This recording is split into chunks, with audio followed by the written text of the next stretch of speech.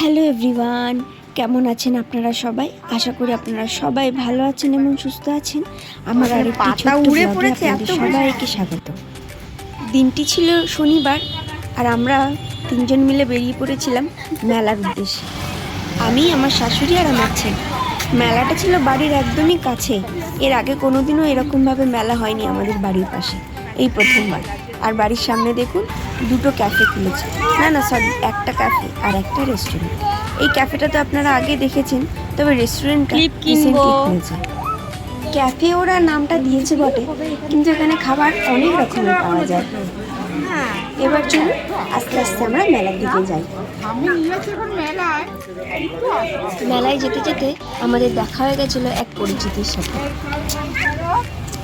মেলার ভিতরের দিকে আমরা ঢুকছি, তবে মেলার ভিতরে স্পেসটা একদমই ছোট। একটা ছোট্ট মাঠ এখানে ছিল, সেই মাঠটাকে ঘিরেই এই মেলাটা বসেছে। কোথায় এসেছো? আর মেলায় তো সেরকম লোকই হয়নি সেদিন, তুমি বলো সেটা। শনিবার তো, আর সবার তো শনিবারে ছুটি থাকে না।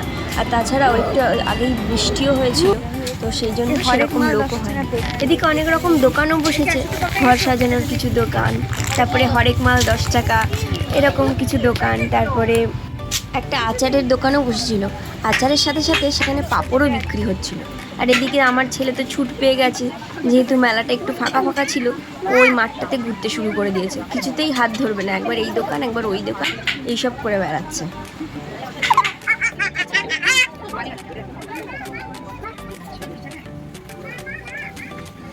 না, এদিকে তো ছোটাছুটি করে বেড়াচ্ছিল আর আমি ওকে পাহারা দিচ্ছিলাম। ওদিকে আমার শাশুড়ি কিছু কেনাকাটা করছিল। মেলা মানেই তো সেটাই বলুন, কম দামে কিছু ভালো ভালো জিনিস পাওয়া যায় মেলাতে, তাই মেলাতে ঘুরতে আসা। হাত দিও না। তার সাথে পাওয়া যায় নানান রকমের খাবার দাবার, বেশ ভালোই লাগে মেলায় ঘুরতে। না না,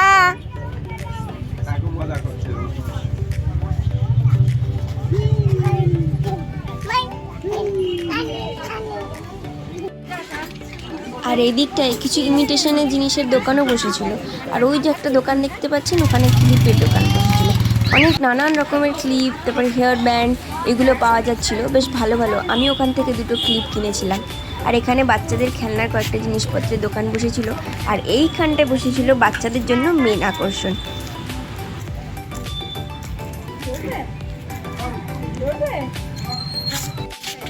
জায়গা ছোট তো, তিনটে এরকম বাচ্চাদের জিনিস বসেছিল। একটা মিকি মাউস, একটা জাম্পিং, আর একটা এরোপ্লেন রাইড টাইপের বলা যেতে পারে এটাকে।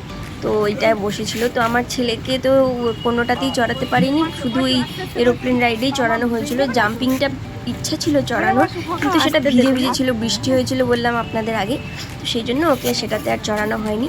আর মিকি মাউসটা আমি সত্যি চড়াতে ওকে ভয় পাচ্ছিলাম, কেন কি ওটা বাচ্চাদের, মানে একেবারে ছোট বাচ্চাদের জন্য নয়, একটু বড়, মানে এর থেকে হয়তো 2-3 বছরের বড় বাচ্চাদের জন্য।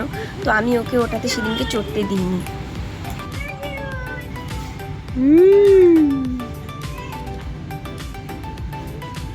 তবেও ওর দিদিভাই আর দাদুর সাথে পরের দিন আবার মেলায় গেছিলো, গিয়ে সেই যে মিকি মাউস সেটা চড়ে এসেছিল।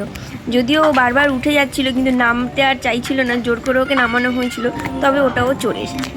এদিকে দেখুন নকল সাপগুলো বিক্রি হচ্ছে। আমাদের ঘরে এরকম একটা আছে, ছেলে ওটা নিয়ে খেলে, আর ছেলের জন্য একরকম একটা খেলনা কেনা হয়েছিল। এই যে এটা কিছুক্ষণের মধ্যেই মানে খারাপ করে দিয়েছিল, বাড়িতে আসতে না আসতে রাস্তায় ভেঙে পড়ে গেছিলো। এই যে সেই ক্লিপের দোকানটা, আমি এখান থেকে কয়েকটা ক্লিপ কিনেছিলাম, বেশ ভালো ভালো ক্লিপগুলো, দামও ঠিকঠাক, খুব একটা বেশি নয়।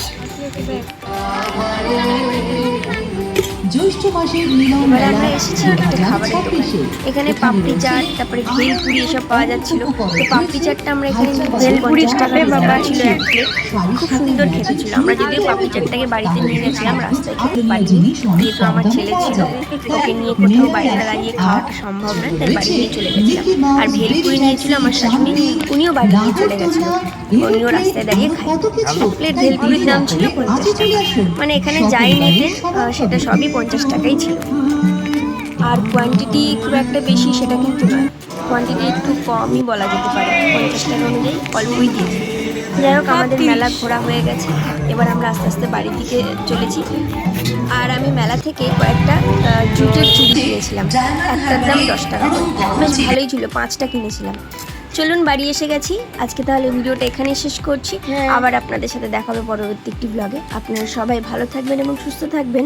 ভিডিওটি কেমন লাগলো অবশ্যই কমেন্টে জানাবেন। ধন্যবাদ।